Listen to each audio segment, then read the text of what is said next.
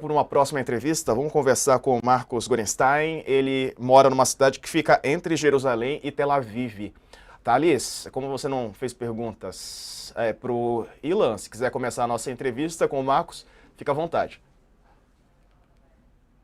Se a sua impressão é a mesma da impressão do Ilan, que acabou de sair, de que quanto mais essa guerra permanecer, mais forte fica o Netanyahu e mais tempo ele ficará no poder. Olá, boa noite a todos, obrigado pelo convite, é um prazer estar aqui com vocês. A gente tem, nessa guerra, agora a guerra tomou proporções diferentes, né? A gente tinha o período da guerra em Gaza, em que o Netanyahu fez de tudo para se manter no poder, o início, né, do conflito mais intenso, vamos dizer assim, com o Hezbollah no Líbano nas últimas semanas, e agora essa escalada aí sem limites que a gente está vendo com o Irã. Sem sombra de dúvidas, o que a gente via na sociedade israelense já no último período era um desgaste muito grande por conta da guerra em Gaza. A maioria da população já era a favor de um cessar-fogo, nem que isso, mesmo que isso representasse que o Hamas não seria destruído totalmente, como foi prometido pelo governo, né, no início da guerra, um dos objetivos da guerra, e que os reféns, né, os 101 reféns israelenses voltassem, né, para casa dentro desse acordo.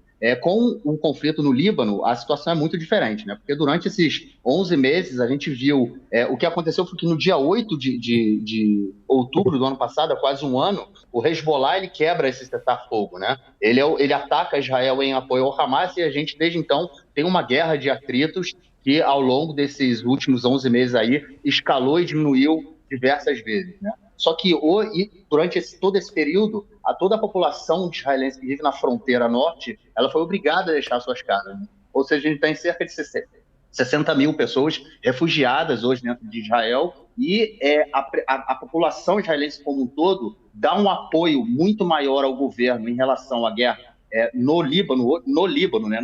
Não com o Líbano, mas a guerra no Líbano hoje, do que dá em relação a Gaza. Então, hoje o governo tem esse apoio em relação à guerra do Líbano, e aí, obviamente, quanto mais, né, caso a guerra se prolongue, né, a gente, enfim, nesse momento agora, a gente sabe que tem o apoio. Além disso, é importante notar também que essa semana, ontem, na verdade, um partido que estava na oposição, do deputado Guidon Sar, que ele já foi também do Likud, né, do partido do Netanyahu, ele estava na oposição e ontem ele entrou para o governo, ou seja, a coalizão do Netanyahu hoje tem 68 deputados ao invés de 74, o que a torna mais estável, né? Aqui são 120 deputados, ou seja, ele precisa de 61 para ter maioria, e agora ele está com 68. Então, hoje há esse apoio da população israelense em relação a essa guerra no Líbano, né? O que garante aí, com certeza, uma sobrevivência do governo e a entrada desse outro partido na coalizão, sem sombra de dúvida, aumenta a estabilidade também.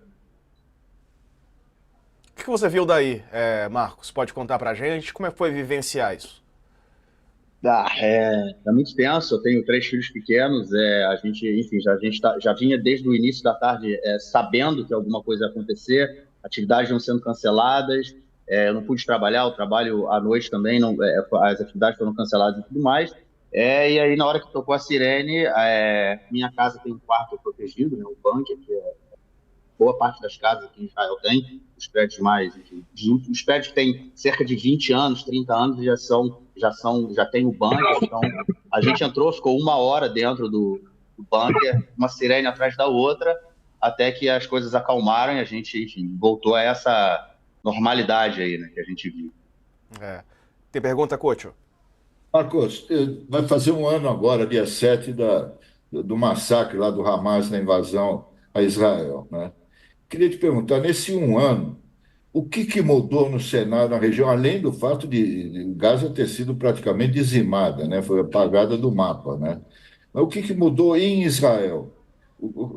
Quais foram as mudanças que aconteceram? Em algum momento você achou que era possível um cessar-fogo? Você ainda acredita na paz? Ou Netanyahu, como muita gente analisa, jamais vai aceitar a paz porque ele vive da guerra para continuar no poder? Essa pergunta, né, se você acredita na paz, eu acho que hoje a gente falar em paz é uma coisa tão distante, né, uma coisa tão... Sim, eu entendo a sua pergunta, né, porque eu durante muitos anos aqui em Israel, eu sou professor de jiu-jitsu também, durante muitos anos eu tive um projeto em que eu dava aula de jiu-jitsu para crianças árabes e crianças israelenses. juntos, com o objetivo de, enfim, criar pontes, criar contatos entre eles. E hoje isso é uma coisa tão distante, né, dessa realidade que a gente vive. Aqui na sociedade israelense, primeiro a gente está vivendo um racha, uma fragmentação muito grande da sociedade, com o aumento da extrema-direita. Durante esse período de guerra, é óbvio que a extrema-direita ela ganha, a guerra ela traz barbárie, a guerra não traz empatia ou respeito à guerra, ela reproduz e produz mais barbárie. Então a gente tem acompanhado isso dentro da sociedade israelense também, uma guinada mais à direita.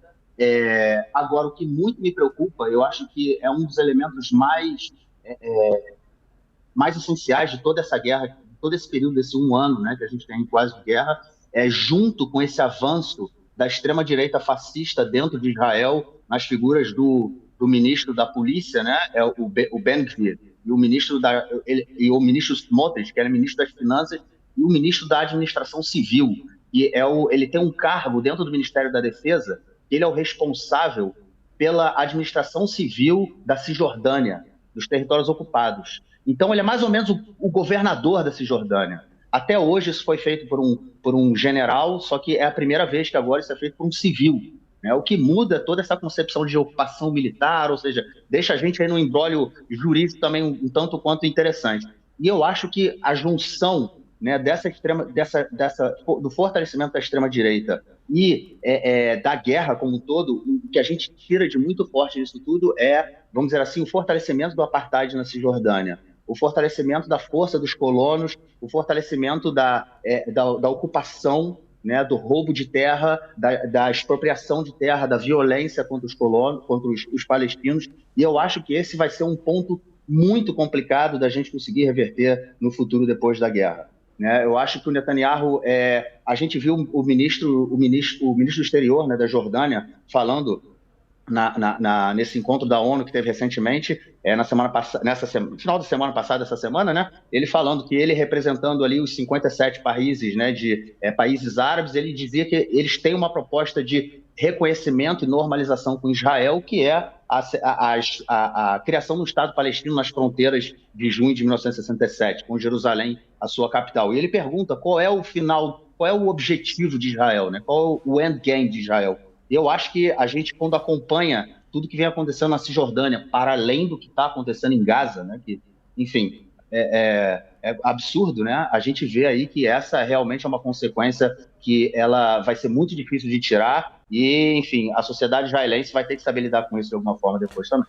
Tá ok, Marcos. Eu quero agradecer ao Jamil Chad que esteve conosco e você também, Marcos. Obrigado pela entrevista, um abraço. Esperamos aqui que a situação tranquilize.